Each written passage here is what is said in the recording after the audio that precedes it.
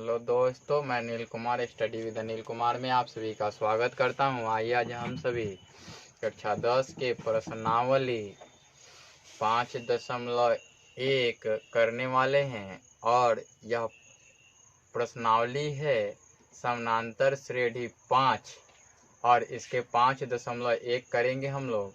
और आपको जैसा कि पहले से लगा हुआ पीपीटी दिख रहा होगा, मैं आपको बता दूं कि इसको मैं बारी बारी से बनाऊंगा और मैं चाहूँगा कि एक वीडियो में उस सभी प्रश्न को कर दिया जाए जितना कि प्रश्न 1 में दिया हो 1 2 3 4 करके, और प्रश्न 2 में दिया हो 1 2 3 4 करके, ऐसे सॉल्व कर दिया जाए।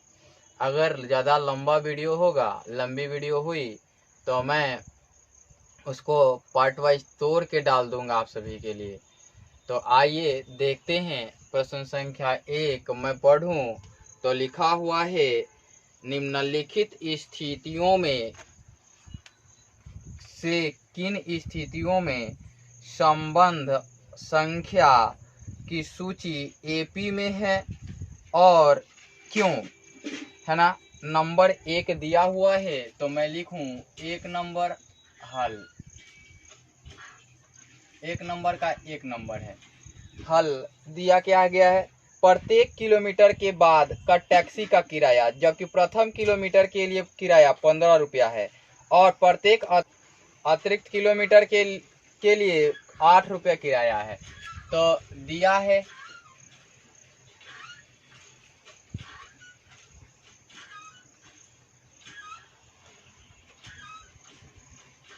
प्रथम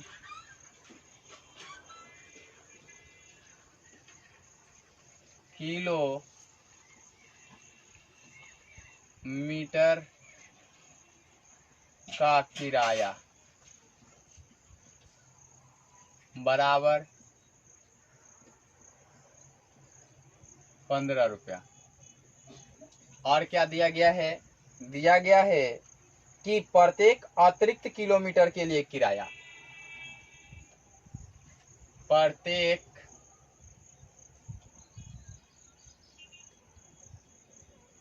अतिरिक्त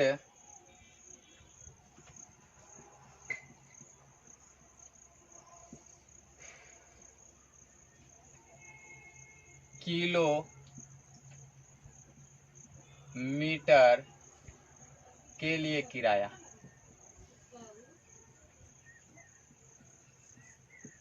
बराबर 8 रुपया। पूछा क्या है, पूछा है कि दी गई सूची एपी में है।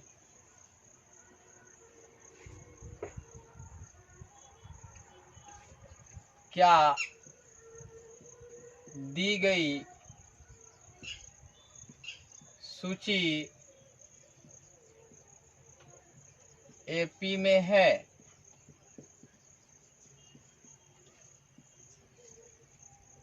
उसके बाद क्या पूछा है, उसके बाद दिया है दी गई सूची एपी में है तो क्यों,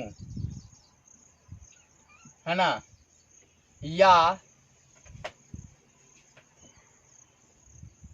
नहीं है, एपी में लिखना चाहिए, एपी में है तो क्यों, नहीं तो क्यों। ये दोनों कारण बताने हैं आपको, ये कारण भी बताने होंगे या ये कारण भी बताने होंगे। तो आइए देखते हैं हल।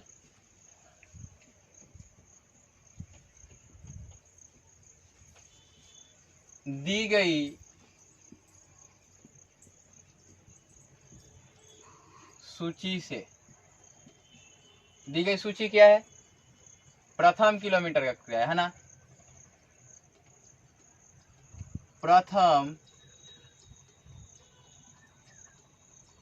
किलोमीटर मीटर का किराया कितना है भाई?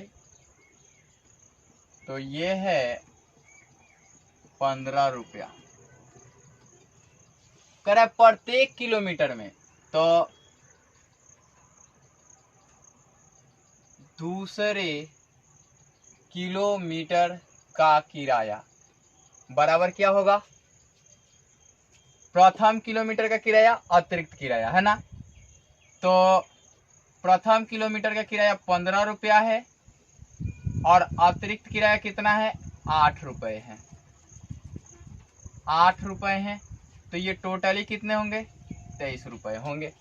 कितने होंगे? 23 रुपये होंगे। फिर मैं तीसरे किलोमीटर का पूछूं तो दूसरे किलोमीटर का किराया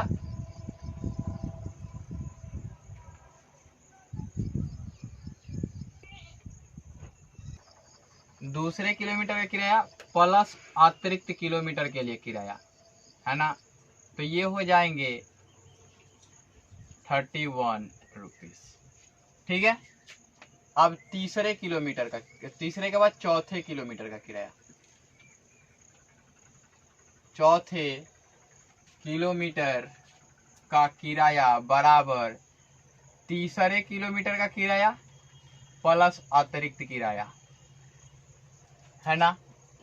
तो ये 39, है ना। सूची से प्राप्त संख्या की श्रेणी सूची, है ना। स्थितियों में एपी है तो क्यों, और ये बताना है। तो आइए देखते हैं। आपको मैंने बताया है कि समानांतर श्रेणी में कब कहलाएगा। तो अब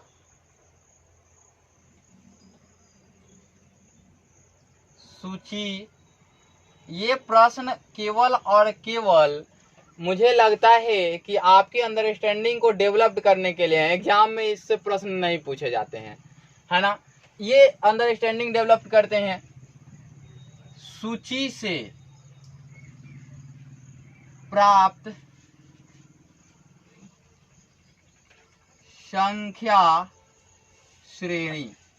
अब श्रेणी ही किस में बदलेगा? श्रेणी में बदलेगा। तो श्रेणी क्या है? 15 रुपया है, और क्या है? 23 रुपये हैं, और क्या है? 31 हैं, और क्या है? 39 हैं, और क्या है? नहीं पता, है ना। अब आते हैं कि इसे यदि मान लिया जाए कि एपी में हो, तो अगर A1 टर्म्स T1 मान लिया जाए, तो यहां लिखते हैं हम, यहां से लिख दूं, यहां T1 बराबर 15, T2 बराबर 23, T3 बराबर 31, T4 बराबर 39, यही दिया हुआ है। अब मैं आपको इसी को आगे की ओर बढ़ाऊं तो बताऊं कि आपको डी फाइंड आउट करने हैं।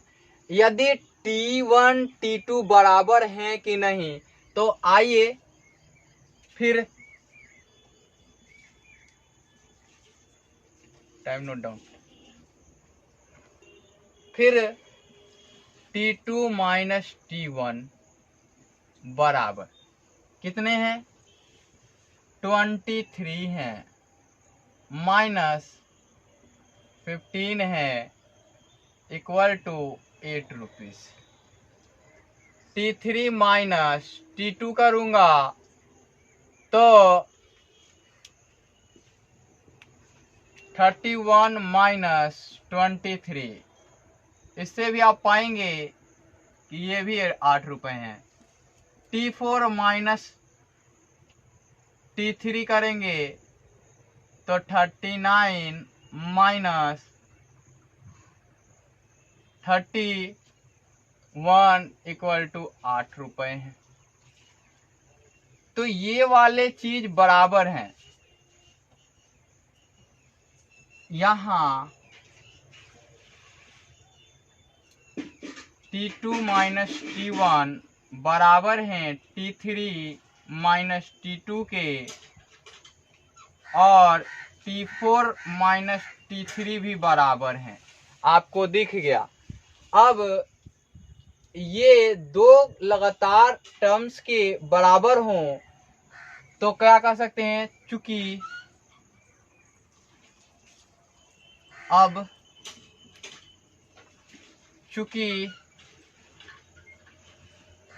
T2 माइनस T1 बराबर T3 माइनस T2 बराबर T4 माइनस T3, तो क्या कहलाते हैं, CD कहलाते हैं, कॉमन डिफरेंस या D कहलाते हैं। तो इसलिए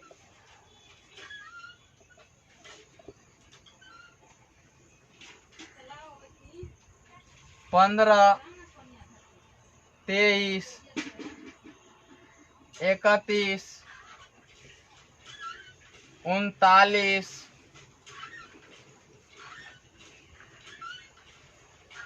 AP में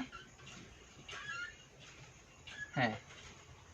ये हो गए आपके कारण, ये हो गए कारण, आपके बीमारी हो गया क्या इसको, कारण हो गए। और ये हो गए कि AP में है या नहीं, तो ये वाले AP में हैं, यही आंसर्स हो गए आपके। कारण लिखने नहीं पड़े, लैंग्वेज में चाहे तो लैंग्वेज में लिख सकते हैं। चूंकि दिए गए श्रेणी में दो लगातार पदों के अंतर सभी जगह समान है, अतः ये AP में हैं। इस प्रकार से आप कह सकते हो। दूसरे प्रश्न को देखते हैं। दिया हुआ है कि किसी बेलन में उपस्थित हवा की मात्रा जबकि वायु निकालने वाला पंप प्रत्येक बार में बेलन की शेष हवा का 1/4 भाग बाहर निकालता है। तो लिखता हूं मैं, एक का 2 नंबर लिखना है। दिया है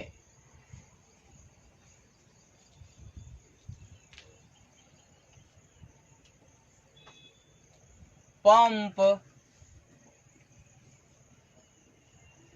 प्रत्येक बार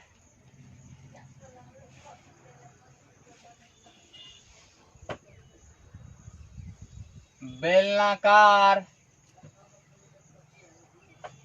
पात्र से वायु की मात्रा का भाग निकालता है।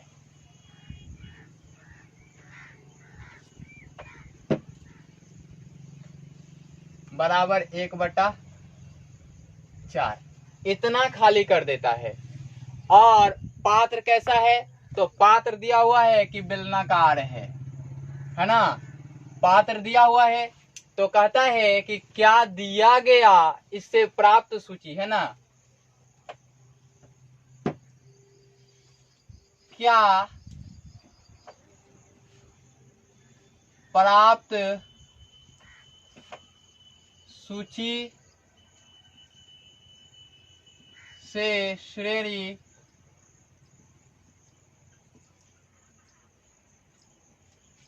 AP में है।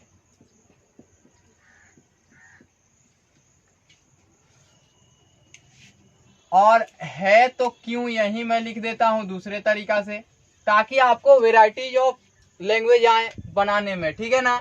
मैं ये नहीं चाहता हूं कि आप एक जगह सीमित हो जाए, कहीं कोई बच्चा कुछ अलग लिख लेता है। मैं हर बार एक रट्टू तोता नहीं बनाना चाहता हूं, ठीक है। आइए देखिए, देखते हैं। अब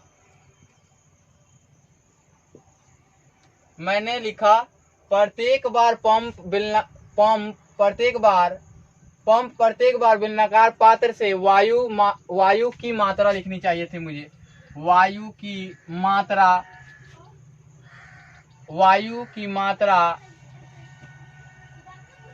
की भाग निकालता है। कितना, 1/4। दोनों जगह की लिख देना चाहिए था मुझे, छूट गया, कोई भी दिक्कत नहीं। आइए देखते हैं। तो अब लिखते हैं कि प्राप्त सूची द्वारा, है ना, सूची द्वारा बनने वाले से, दी गई सूची से या सूची से क्या मिलेगा? मिलेगा कि पहली बार में, पहले तो माना कि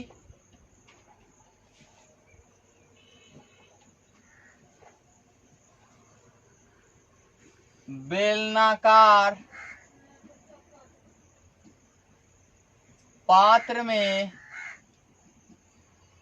वायु की मात्रा कितनी है? x है। अब आते हैं तो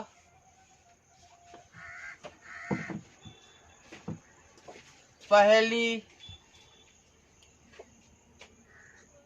बार में पंप द्वारा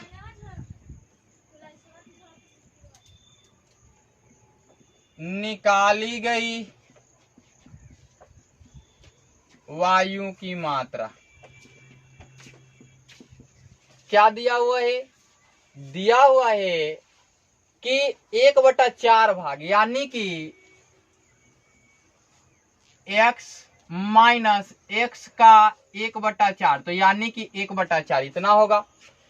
तो ऐसे करूं तो ये आप पाएंगे कि यहाँ 3/4x बच जाएगा। दूसरी बार में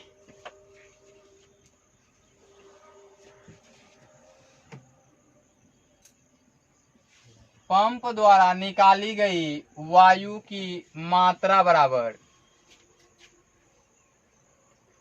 3/4x माइनस 3/4x इंटू 1/4। अब आप ध्यान से देखेंगे कि ये वाला पार्ट इधर से जाएगा। मैं डायरेक्ट कैलकुलेशन करके बताता हूँ। 9 यहां से हो जाएगा 12, तो 9 बचेगा। क्यों बचेगा ये चीज हम दिखा देते हैं आपको एक बार सॉल्व करके। तो चलिए डायरेक्ट भी करना आप सीख जाए तो बेहतर होगा। यहाँ 3/4x होगा और 9x/16 होगा। अब इसको आप करेंगे सॉल्व तो आप पाएंगे कि ये हो जाएगा 12x minus 9x/16 equal to, sorry 9x नहीं 3x होगा ना, 3 होगा, यहाँ 3 होएगा तो ये आएगा 9/16x आएगा।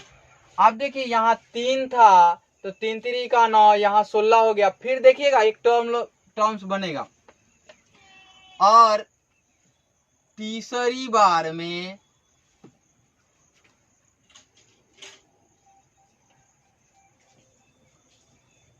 पंप द्वारा निकाली गई वायु की कुल मात्रा बराबर 9/16x माइनस 9/16x इंटू 1/4।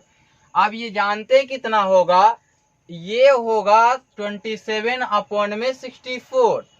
ये चीज मैं सिखा दूंगा क्यों ऐसा होता है।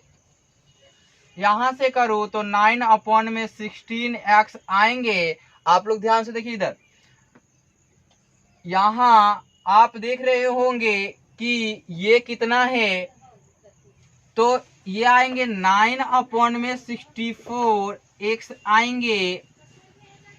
यहां देखिए आप कि ये हो जाएंगे 36x माइनस 9x/64। ये वाले पार्ट हो जाएंगे। इसको सॉल्व करेंगे आप तो पाएंगे कि ये हो जाएंगे 27/64x। ये आपको दिख गया होगा। अब मैं कहूं आपको कि इसके आगे वाले पार्ट क्या होंगे तो ज्यादा करने की जरूरत भी नहीं है। आप देख सकते हैं कि यहाँ पे था 3/4 है ना, यहाँ 9/16, यहाँ 27/64। देखिए 3/4 और ये 9/16। इट मीन्स कि इसका स्क्वायर करेंगे और 3/4 पावर 1 है और ये वाला पार्ट जो है 3/4 का स्क्वायर है, तो इसके आगे वाला पार्ट 3/4 का क्यूब जरूर होगा। तो देखिए 3 का क्यूब करेंगे तो 27 आता है और 4 का क्यूब करेंगे तो 64 आता है। तो आपको दिख गया होगा कि कितना आएगा। इसके आगे वाला टर्म्स के साथ हम जाएं तो ये एक गुणोत्तर श्रेणी बनता है। ये क्या बनता है? गुणोत्तर श्रेणी बनता है। इसके बाद अगर चौथी टर्म्स लिखी जाए, चौथी बार में, है ना, चौथी बार में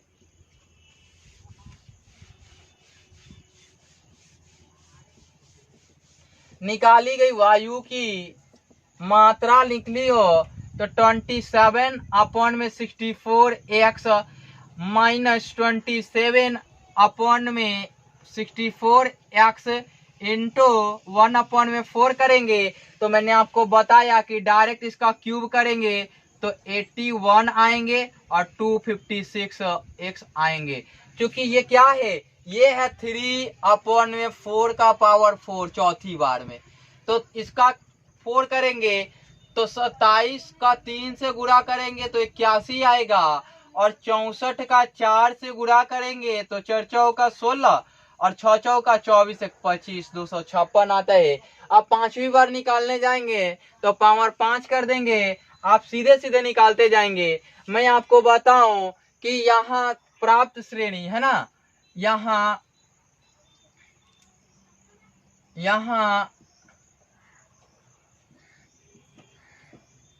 प्राप्त श्रेणी क्या है?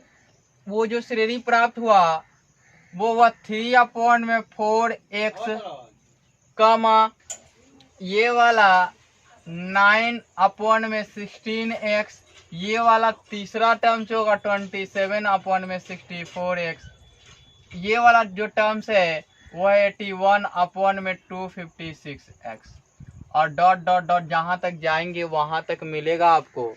अब आपको मैं बता दूं कि यहाँ लिखते हैं कि यहाँ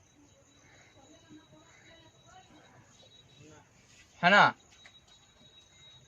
T2 T1 T2 लिखते हैं। T1 बराबर 3/4x, T2 बराबर 9/16x, T1 था ना ये, T3 बराबर 27/64x, T4 बराबर 81/256x। ये आपको दिख गया। अब मैं बताऊं कि इसी में करें कि T2 minus T1 minus T2 बराबर, यहाँ देखिए 9/16x माइनस 3/4x है।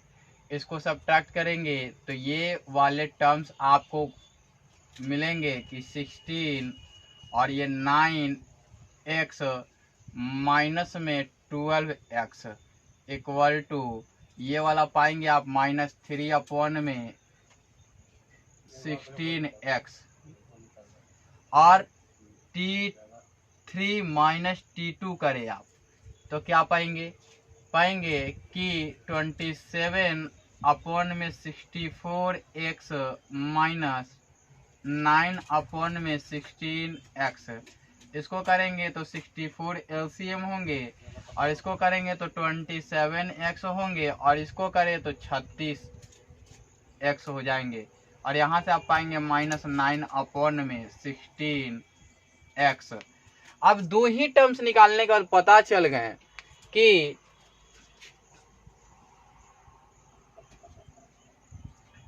T2 minus T1 not is equal to T3 minus T2 है ना। तो लिखेंगे अतः नहीं, यहाँ चूंकि हिंदी में भी लिख सकते हैं, इसे भी लिख सकते हैं, चूंकि T2 minus T1 not is equal to T3 minus T2। आपने बाय मिस्टेक 2 2 लिख दिया मैंने, 1 ही लिखेंगे यहाँ ना, T2 T1 और यहाँ T3 T2 लिखेंगे ना। अब देखिए कि ये बराबर नहीं है, अतः हिंदी में लिखें या इसलिए भी लिख देंगे ना, आप ये वाला साइन भी लिख देंगे ना तो चलेगा, ठीक है ना, ये वाला साइन लिख सकते हैं। अतः 3/4x,